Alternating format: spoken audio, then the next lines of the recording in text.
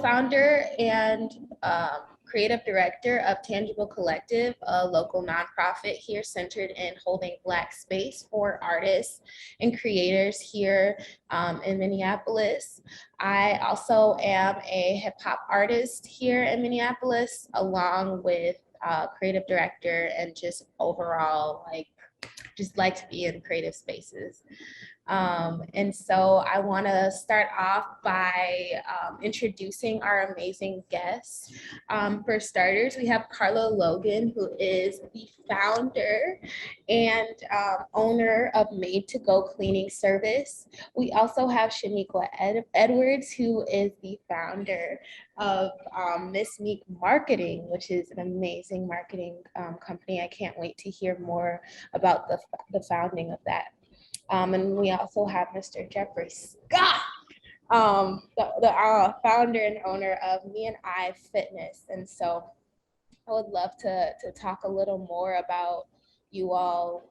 And for starters, I would love for us to start off with I know I already introduced you, but I would love for you to kind of say again your name, your practice, or just meaning what it is that you specifically do in your business. You know, there's some people who they do everything, and if you do everything, that's great. There's some people who, you know, they're the ED, they do the admin work. There's some people who, you know, are a creative director or whatever it is that you do. So I'd love to hear specifically what it is in your company, that role that you're taking on. And then I'd also love to hear how long you've been doing this work. If that means you've been doing it since you were a kid, and you know, then let's hear about that. That means that's something that you started 10 years ago, and you know, found your passion for it and just hopped in and decided to start your company. That's what that means. So please, if you're okay with starting, Shaniqua, I'd love for you to start. All right, so I am Miss Neek, aka Shaniqua Edwards. I own Miss Neek Marketing, which is a digital marketing company and brand design company. I wear all the hats. So I'm currently in the process of rebranding. I started my business coaching cohort with an amazing coach. Her name is Brianna. And I'm just like, I need to know how to enjoy my business all over again, be able to produce this creativity that I've done for all these years. I will legally be in business for 3 years, July 1st. But I've done marketing and graphic design, content creation for years. Like back when MySpace was around, I was coding. So I've been in this business for a long time, and it just was time for me to finally monetize it.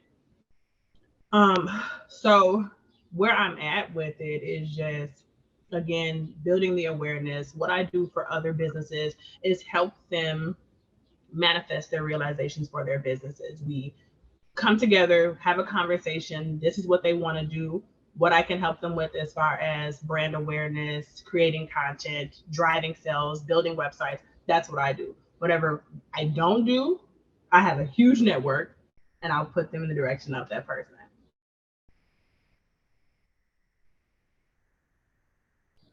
Awesome. I love that so much. That network is so important. And so with that network, is it a lot of people of color or Black folks who you have in that network, you find? I would say I work with predominantly Black folks. That's just my niche. That's where I'm at. I don't like to call our businesses small businesses. I work with growing businesses because we're manifesting growth regardless. And I mean, I have had some clients that were of color, but my main focus is my people. I love that. We need that. Mr. Scott, are you okay with taking it away now? I'm happy to join in. So, and first off, again, thank you for having me on here. I appreciate the opportunity to share both my experience, what I've learned in becoming a business owner, as well as getting a chance to talk to other business owners and learning from them. Again, I'm Jeffrey Scott. I am the owner and founder of Me and I Fitness and Performance, located over here in North Minneapolis on the corners of Penn and Plymouth. We've been in business now since we opened September of 2018. which has been a terrible time to own a gym, as you can imagine, throughout this pandemic. But it was something that, as the building, as it was previously known, the Thor building, as it was going up, what I saw was a building going up in a community that I grew up in, but nothing in the building for the community, right? And we know that health is an issue for all of us. Where our money may be more important, our health is more valuable. And oftentimes we get so much information about what we can do to improve our health, but we're not given the tools and the resources that allow us to actually implement that information that we've been provided. So I wanted to provide not just information, but provide the tools and the resources, partner with others, interested parties within the community to really help bring health back into the community, as well as be a beacon to draw people from outside the community to come into our community to experience it for themselves versus just seeing it on television and seeing all the negative things that happen there. I wear a multitude of hats, as you can imagine, when you first start a business. Just as Shaniqua said, I say we're not a Black business, we're a Black owned business. But we have, we serve the community, and that's the community we're in, as well as the community around us. I have a tremendous team that I work with. I'm very, very appreciative of them. You're only as good as the people you surround yourself with. And over the years, and this may come up later, one of the things that you find as a business owner, Tony Robbins once said, your company won't be destroyed by the people you hire, but by the people you refuse to fire. And that's been one of the biggest lessons that I've had to learn going through this journey. So I'll kind of stop my introduction there, and I'll wait for further questions. I love that. Yeah, I feel like in life in general as well, that's kind of like, as a business owner, you find that you're learning life lessons all over again with your business. It's like your business is a little life that you're learning, but with friends even. Your demise isn't always the people who you refuse to hang out with. Sometimes it's the people who you won't stop hanging out with after they've already showed you who they are. So I love that point. And I'm going to circle back later because I want us to talk a little bit about building a team and what that means and looks like to us all. But first, I would love to get to Carla and hear more about her and hear more about Made to Go. Well, I'm Carla Logan, and I am the owner and founder of Made to Go Cleaning Services. It's based here in New Hope, Minnesota. I've been in business since July of 2017, and we basically do a lot of commercial and residential cleaning services. So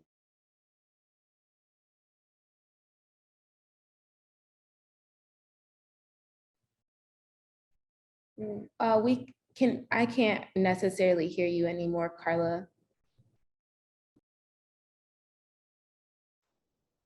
no, oh gosh, open the door. Now we can hear you. Oh, you can? Okay. No, so do you want me to start all the way over? Did you guys hear any of it or? We heard, yeah, start over, sorry.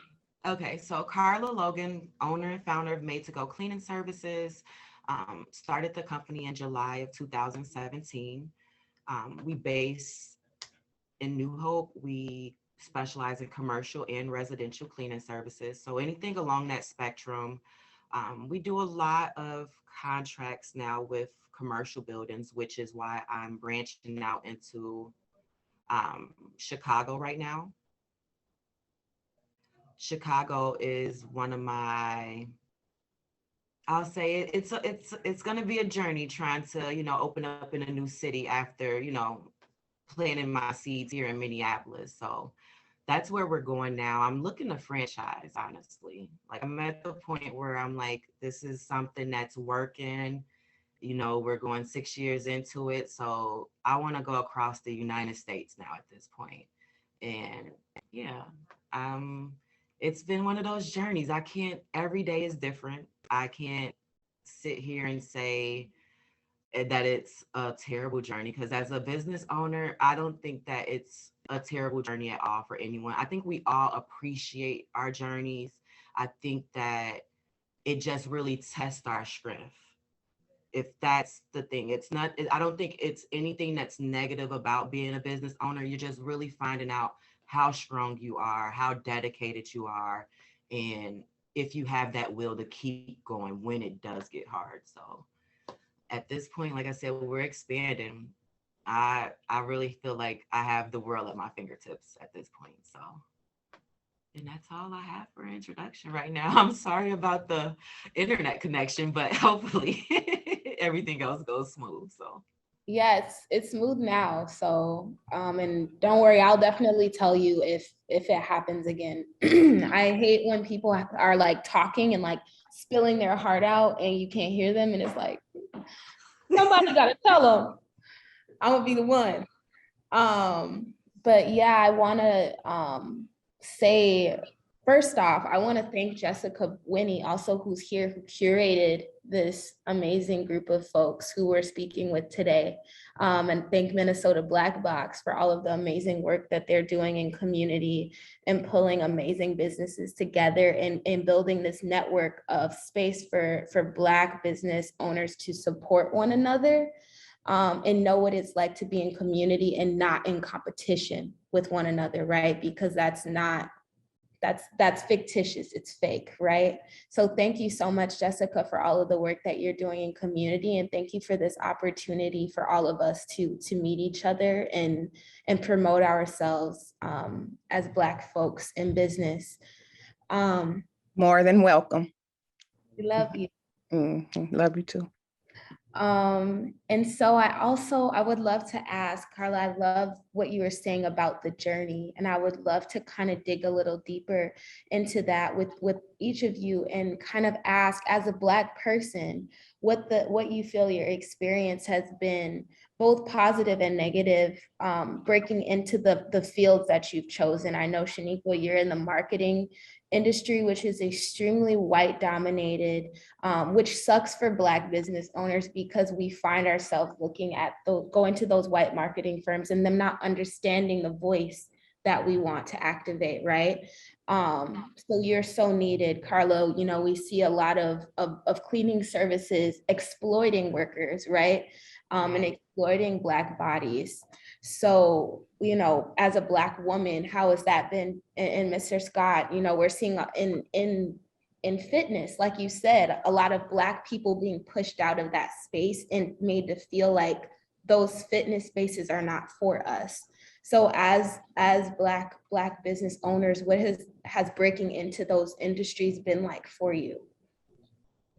well, I'll say for me, it's weird because I'm in an industry that, when you think about it, our ancestors was forced to clean up after people. You get what I mean? So it's weird. And I'm not going to say every customer, but sometimes I get that, especially in the beginning, like I used to get that subservient, feeling that people would just, automatically put on me because I'm a Black cleaning company. So my main thing was to combat that so we wouldn't feel that way. I have like a rule with my employees. So first off, my employees are the world to me. I wouldn't even have a business if I didn't have my employees. So I tell them, if at any point you feel uncomfortable about anything, anytime if someone talks to you and you don't like the way they said something or anything, just speak to me, because that way I really want my clients to understand that we're not working for you, we're working with you. This is a partnership. We are here to help you. This is a luxury to have us coming in here helping you out. And that's why with my business, from the very beginning, I was professional, because you already know how they treat Black businesses. Like people come to us as oh, well, let me see if I can get a deal, or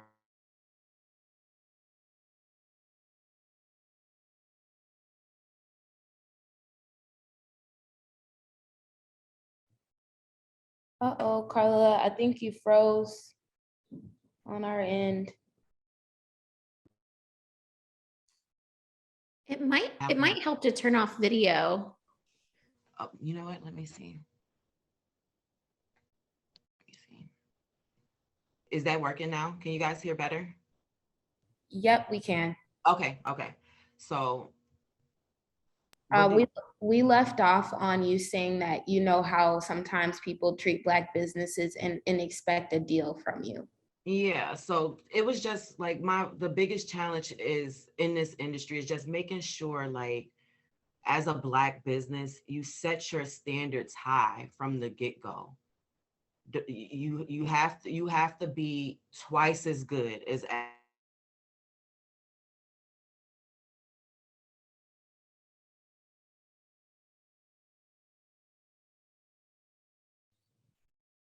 It froze again, Carla. I'm so sorry. open that door. Can you guys hear? I'm so Yep. sorry. No. Okay.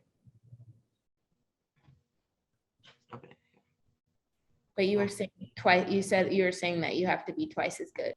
Yeah, it's like you have to be twice as good to be able to, get that same respect as, like, a white-owned business. And like I said, especially in this field, it's like respect is one of the biggest things to me that I try to, like, make sure, like, that line is never crossed. So I think that, and then just even like being a Black woman, and this is like the cleaning industry is really dominated by like white males, Mexican men, and they look at our cleaning services as it's bottom of the barrel for real. So you really have to, fight and, just be determined and never give up. Awesome. Yeah, and I love that concept of a business being setting their standard, because I think a lot of times people say, no, the customer needs to set their standard. And it's like, no, as a business owner, you have to set your standard too of what you will and won't do. And so I really love what you mentioned, Carla, about that as well. Shaniqua, would you like to share next? Yes. So I always let people know that I have an energy-based business, just so we can get discrimination out the window. Don't even try to put discriminatory anything on my business. I don't work with everybody, and I'm okay with that. Being in business for almost 3 years, I have one of my good girlfriends who's also in business, and we talk all the time. And I'm just like, man, I can't work with this person because these things, and this is so conflicting, because people do come to a Black-owned business and expect or have these unrealistic expectations, and then expect things that they don't necessarily understand. So I had to reconfigure my whole intake process when asking people, what do you want from me? What do you think you want? What research have you done on Miss Sneak Marketing about the services you're inquiring about? And then I can tell you what we offer. Because for a long time, because of these predominantly white marketing agencies that can offer a plethora of services because they have the capacity, they have the team, they have the funding, they have it all. My business is a growing business, so there's only so much I can offer as one person. Well, now 2 people, and then I have my freelance contractors. So just making sure that people's comprehension level are at the level you can serve, because you can't serve everybody. And then as a result, you can get a negative review because you've left a bad taste in someone's mouth because of their lack of understanding. Trying to compare you to a business that has all these advantages, and that's just the reality. So it is reiterated on my website. It is reiterated in conversations that I have with people. I do not work with everyone. Please make sure this partnership, because again, I don't work for anybody. This me, this my baby. This is a partnership. We are working together to manifest your vision. I'm one person and I'm choosing to work with you. So let's make sure that this partnership fits.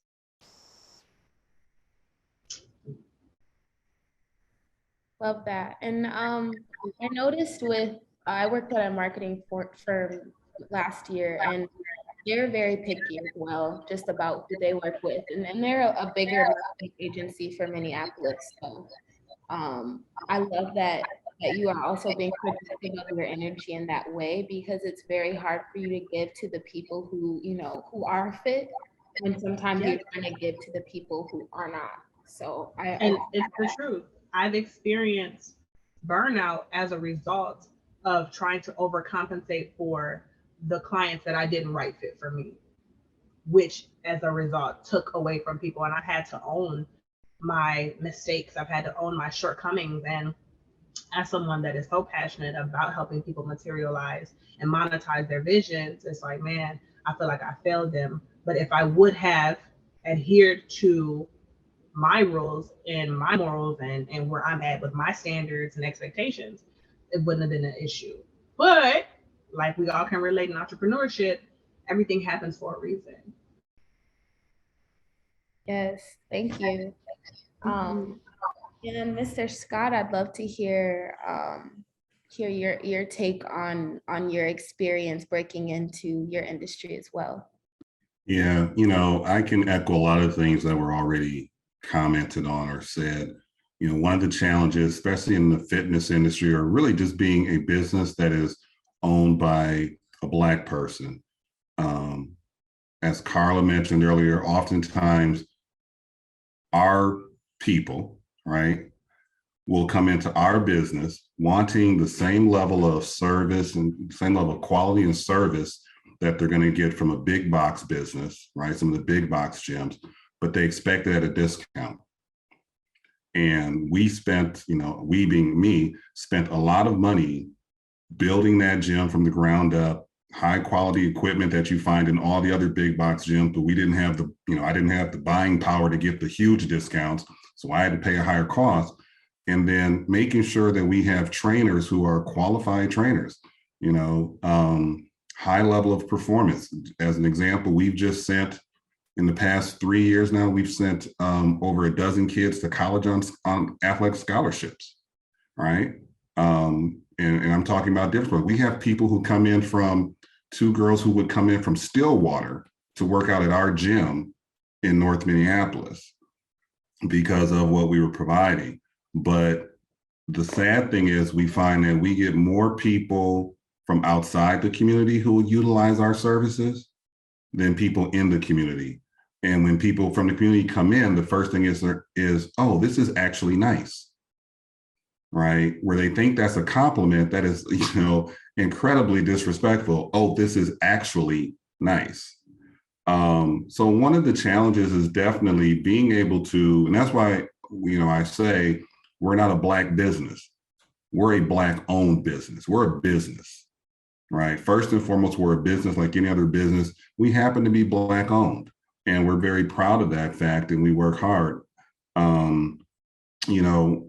Some of the challenges include things Carla again mentioned, how people look at Black women, right? Our gym, as an example, our members are probably about 95% Black women, which wasn't intentional. It just happened that way, but it comes from providing a service and providing that service with a level of respect, providing that service with a high level of professionalism, and creating a member experience that our people want. And I think in any business, you have to think about, whether it's the cleaning business, whether it's marketing, what does that client experience look like? What is the client experience that you want to deliver? And as you are putting together your team, your staff, making sure that, for me, it's been bringing in people who understood the culture we were trying to develop and who could help foster that culture, that environment within our facility. So that, again, regardless of who that member interacts with, they have the same experience when they walk in our gym, no matter what day, what time, and who they're working with.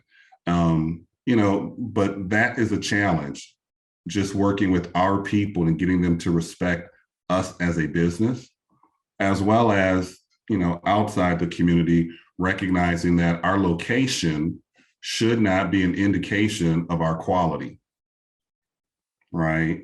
And don't miss, don't judge it that way. But if we can get them into the business, we can get them to experience what we actually do. We find that, people are very happy. But that's the challenge with being a Black business, right? We have to overcome this perception of what a Black business is like. But at the same time, it does provide us, and I take this very seriously, it provides me and my team the opportunity to change that narrative of what a Black business is like. And that is one of our biggest goals. That's one reason why we're in North Minneapolis, because I grew up 2 blocks from where the gym is. I want people to know, look, I'm not saying what you see on the news doesn't happen in North Minneapolis, but there's a lot more going on. There's a lot more people there. There's a great diversity within our community. And I want people to see and appreciate that, so that when they start thinking about Black-owned businesses, what they're thinking about is the fact that, yes, these businesses probably do work harder than their white counterparts to prove their value. But at that same time, you need to give them what they're worth, value us.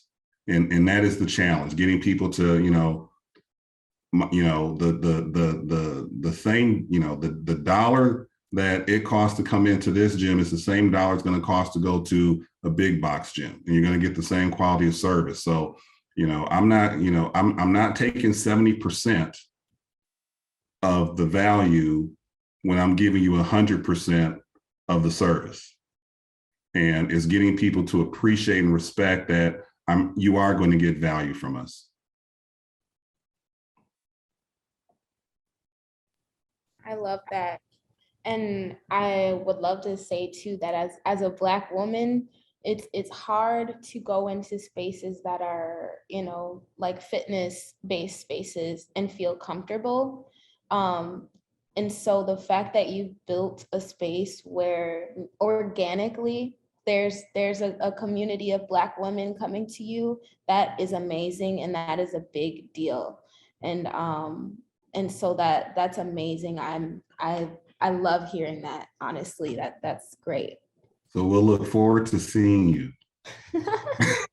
Yeah, I got to get this summer body together. I know it's already the summer, but we got a couple more months left, so period. And I love also what I heard you, Carla, bring it up, and I heard you bring it up as well, Jeffrey, talking about the culture that you create with the people who work with and for you. And so I would love to hear a little more about that process for all 3 of you, about building a team, building a community, building a crew. And I would love to hear also, I know, like for people who are starting off, the concept of having employees or people that they pay, it sounds so far off. So I'd love to hear a little bit first about how you started, if you started with a team, and what brought you to this space to be able to kind of bring on that team, and talking a little more about actually, if it happened everybody at once, or if it happened one person at a time, and what that process was like for you. I'd love to hear from you first, Carla, if you're open to it. And then I'm going to stop the video because I don't want it to interrupt. But so when I first started, you guys, I did it alone. I was doing it by myself. It was the hardest thing I ever did in my life. The first year was the year I was like, okay, next year I'm getting a team. And it just so happened my best friend and her boyfriend actually was available. And I honestly, I'll give all of 2018, 2019 to them too, because it was just us 3 just doing all of the cleaning jobs. And now I have a full staff of 8 between here and Chicago. And now I'll say this, it took last year for me when I got my biggest contract ever. It was a hotel, the U of M graduate hotel that's right in the middle of the campus. And the biggest job I've ever had in my life. And I needed 6 people to fill that contract. So what I do now just to help me is I try to keep at least 4 people staffed. Like they're always, like they're working now. So like I have Bob's Furniture for clients and stuff. So I got them staffed at those stores and they work basically every day. But then what I do is because I never know what client is going to call in or if I'm going to get a house today, I try to keep at least 4 people on call. So they made those, and those are the people that, they don't really need to work. They just want to work, maybe, make a few extra dollars or something like that, retired people. And I think that's what helped. I think, honestly, after just the journey of just, going through so many people or, people, oh my gosh, Carla, can I please work with you? And then they do a no call, no show. And then I'm stuck there, and at the end of the day, like, I've switched my business model to more commercial. So I'll say we do about 90% commercial now versus we were doing 90% houses when I first started. So what makes it more stressful now is that I'm under contract. So if I write a contract up that says, hey, we're going to provide 5 people every single day for you between 8 and 12, and then I hire these people and then 2 of them don't work out because they don't show up, it kind of, puts me in a bind where, like, I'll tell you guys, my daughter and my son, this is a family run business. I have to, I'm talking about everything about it. Like, my daughter worked like 60 hours last year for me to help me keep a hotel contract. My son, like my kids, they know my business in and out because finding workers and keeping workers is going to be the biggest stress that, as you grow, expand and everything. Yeah, I think that's the biggest stress for me is employment. So just making sure that you always got somebody in the clutch, maybe a sister or a brother or aunt, somebody who you can call when, things go wrong. Cause I'll be honest with you, I make the schedules a week in advance. And I can tell you, it's people that'll call that day on a Monday morning when you when you getting your day going and you're hoping that your week is gonna start off good. And you're like, oh, Carla, I can't come in today. I'm sick. And I have to stop what I'm doing, get up and, do it myself. And that's why as a business owner, like Jeffrey said, we do all the hats, everything is, I kind of do it all, but finding that balance where it's like, okay, I need a team, I need employees. That was the only thing that I could see would help me grow further and, outside of Minneapolis. So that is something that it's like, it's kind of every individualized because I can't even tell you guys how I keep employees. I know I pay them $20 an hour plus tips. So I got a no call. Like if they I don't make them explain anything to me. As a Black business owner, I'm a Black employee first and foremost. I was an employee before I was a boss. So I know what I used to do to my bosses. I know I used to call in sick and hop a plane, So with my employees, if just tell me you ain't coming in, you don't have to cough on the phone, make an excuse or nothing, because that's the main thing. I respect my people. And I think that's what helps, and it's making a business grow. So if that sums it up, guys. Yes, I agree. It's like not forgetting that you were once in that space too. And like treating your employees how you'd want to be treated. It's like first and foremost. I love that. Mr. Scott, would you like to go next? Sure. So yeah, I also have a team. And my team came together. It's been a complete overhaul from the people that I started with when I opened the gym. While I was definitely doing everything and still to this day am involved in all the activities, but the people I started the gym with were individuals, you have your friends and people you knew from the gym who want to be in business and family members. But once you get into the business of the business, right, and people start finding out that it really is a business we're running. We're not running a social club. We're not running this isn't a happy hour. You really have to look at how are they adding to or detracting from your vision of how this business is going to run. how this experience is going to look like. And over time, all of the people who started with me are no longer with me, whether it was their choice or ours. Having to make that decision and really taking a more professional approach to who we were bringing in, why we were bringing them in, going through an interview, really making sure that for our business, this is something that, do you want to be a professional in this business, whether that's full-time or part-time? Do you want to be a professional in the business where you're willing to make the commitment to having a schedule, to getting certain certifications, and being present when you are here, treating people with respect and dignity, regardless of what they look like, how they come in, not assuming someone can or cannot afford our services, right?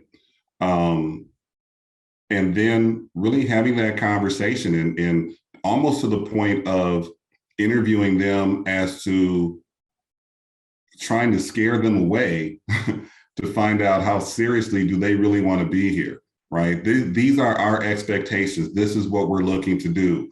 Why do you want to do this? I'm sure you want to be a trainer. Why do you want to be a trainer? Why do you want to be a trainer at this gym, right? What do you think you can add to what we're doing? This is why we do what we do.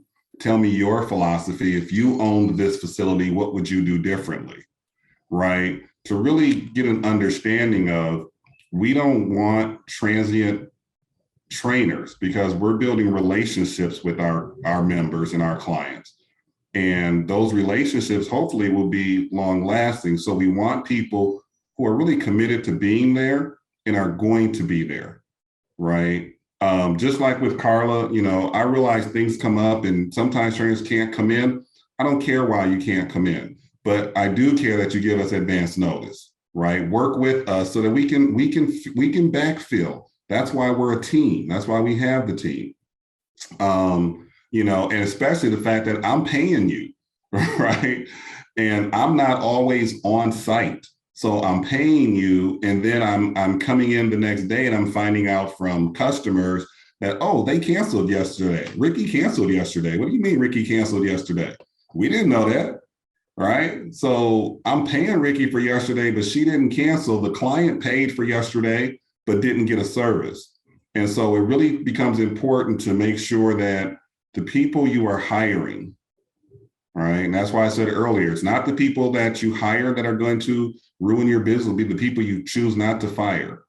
Making sure that you are really looking at them from a professional perspective, right? We often want to hire friends and family members because they're that first level of support that jumps on board to work with you.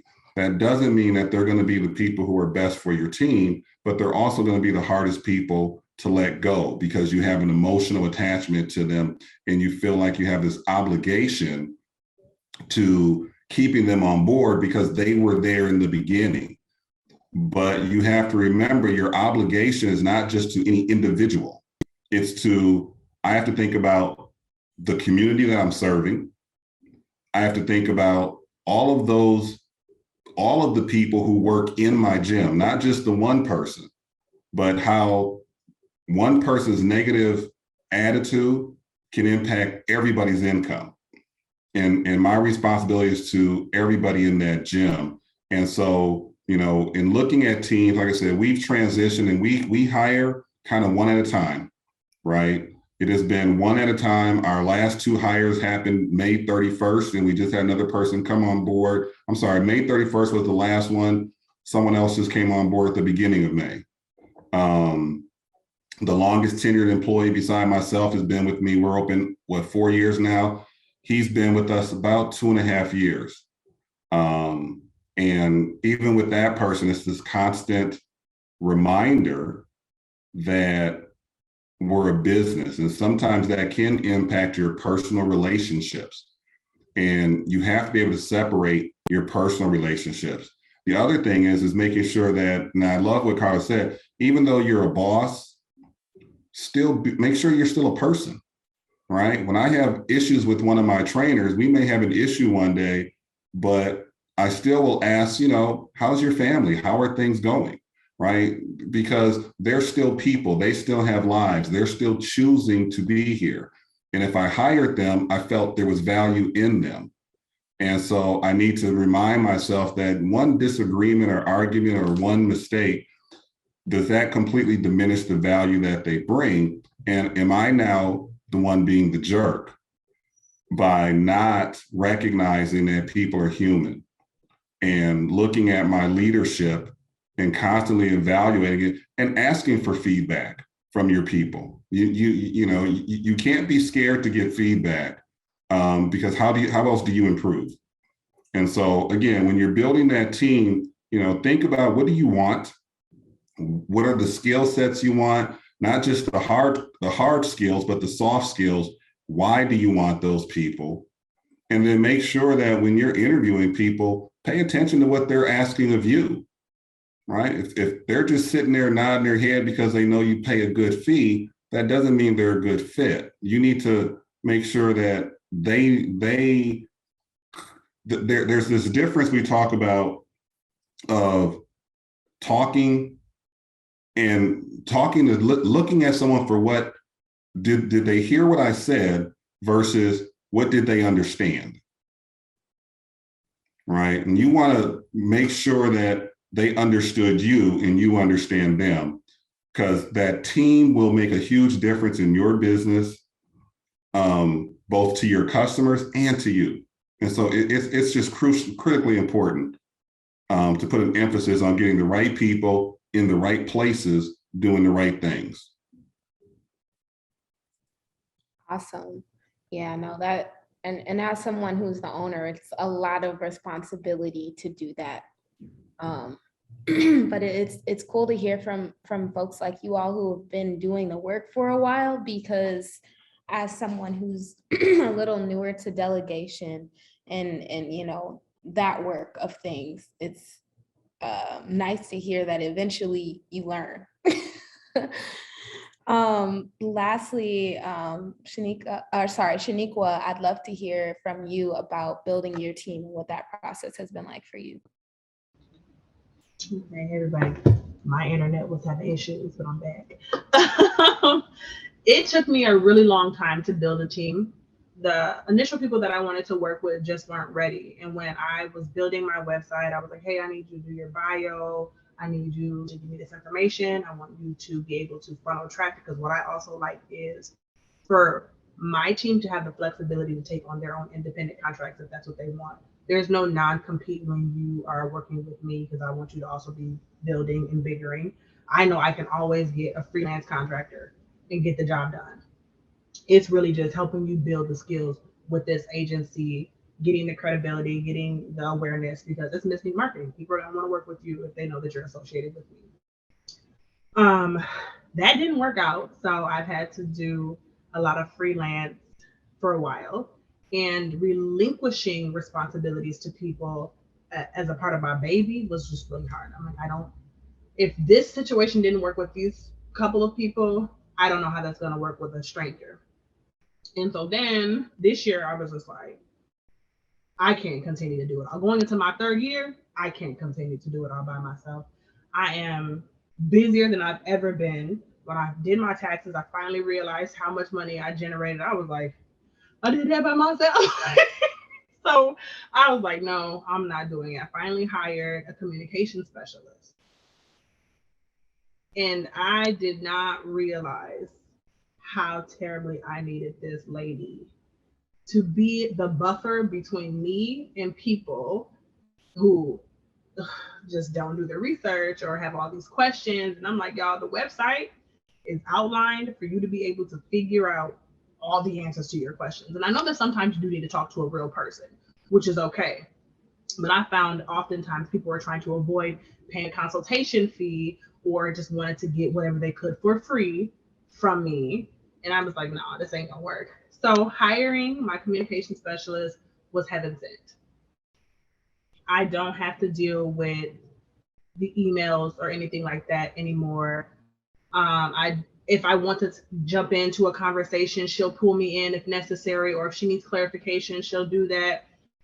And it's just been heaven sent, and I've been thankful, because I don't trust my business with everybody, and my clientele expects a level of personalism and intimacy. People expect to be able to deal with me directly, and I didn't want to have too many people in the way of that.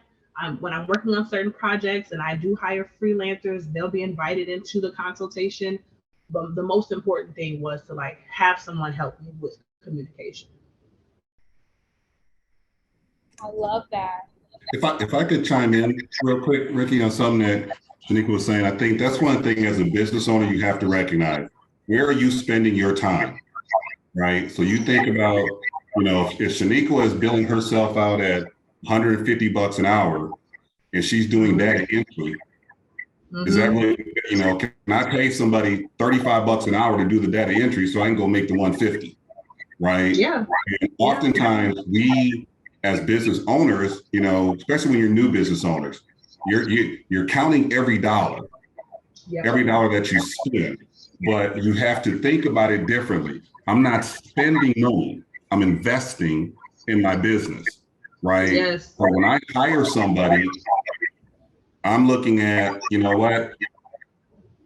Anyone can do the training at the gym. I can get a good trainer, but I need someone who can do sales, right? And if I can't hire someone, where should I be spending my time? Which one of these is the greater value proposition for my time as the business owner or as the business lead?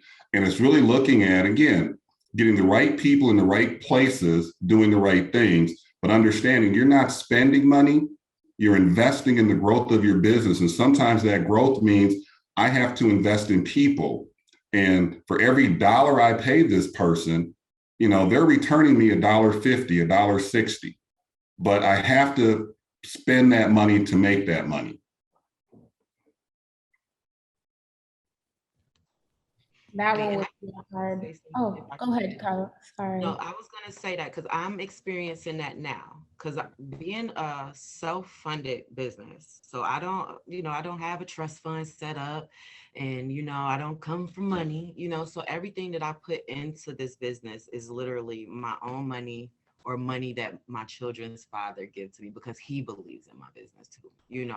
So honestly, just that. Like Jeffrey said, you're investing into your business. You can't look at it as like you counting every single dollar spent, like this payroll, like I have a payroll of 8 people, and it's not cheap, but as much as I like pull my braids out, as I'm hitting send on those payments, I know for a fact they're doing a job for me because I can't be out here doing all the cleaning. Who's gonna find the clients? Who's gonna, do everything else? So, of course, like it's a hassle. I wish I could keep that $5,000 in my pocket every month. But at the end of the day, it is an investment, and as long as people look at it like it's an investment, it may not return something to you today, but it's something that you will get back in the long run. I think that'll give people a ease, a stress, and not, be so worried about, oh, I got to spend money on this or I got to do this. But it's just, you will literally run yourself into the ground if you think that you can do it all by yourself. Yeah. And I think also, I'll even add to that, the people that, what you spend on people, right? There's that old saying, you get what you pay for. And if you're paying rock bottom rates to your people, you don't expect to have stellar performers, right? I'm not saying you have to pay them superstar rates, but you need to look at the compensation needs to be adequate, right? Whether that is the base pay, whether Carla mentioned she pays, tips as well. So making sure that your people feel valued, making sure that they feel well compensated, because remember, those are your ambassadors, right? Those are your ambassadors. And they are representing you when you're not there, and their attitude is going to show in their performance. And so you want to make sure they feel valued. And the way you show people value in our economy is compensation, right? But that's also why, again, it comes back to making sure if I'm going to pay you this money, I need to make sure that I'm getting the right people to pay this money to.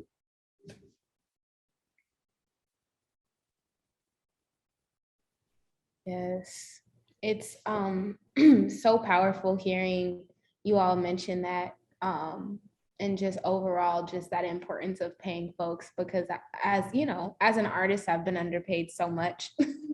And I think, like you said, like if you expect someone to work hard and actually, you know, showcase your business in a way that is going to be, you know, professional or supportive, you should pay them. So love that. But with it, with like you said, Carla, you know, funding this yourself and it's solely being run by you, it's, I'm sure, a lot of pressure and a lot of work to find that balance. So I would like to again like commend all three of you for finding that balance and dedicating yourselves, but also knowing that you're worth your dream. Because I think as a Black woman, you know, seeing that reminds me that I am too worth my dream, right? So thank y'all for working so hard to make your dream come true. I had another question before we end, but I see we're at 12. So I would love to open up the floor for people who have attended to ask any questions if they want. Um, and yeah, go from there. I don't have a question. I'm just have a comment. First of all, thank you all of you all for just the willingness, taking your time up, all of that to be part of this curation in a sense of Ask an Entrepreneur. It has inspired me to how do we continue this, right? Because there are so many more faces in our Minnesota Black Box Collective that people need to know about. Um, Also, if you didn't know, like Carla didn't mention, she has a whole cleaning product line as well. Oh, yeah, And wait. so, yep. So we have, you know, these resources within our community that we don't even know.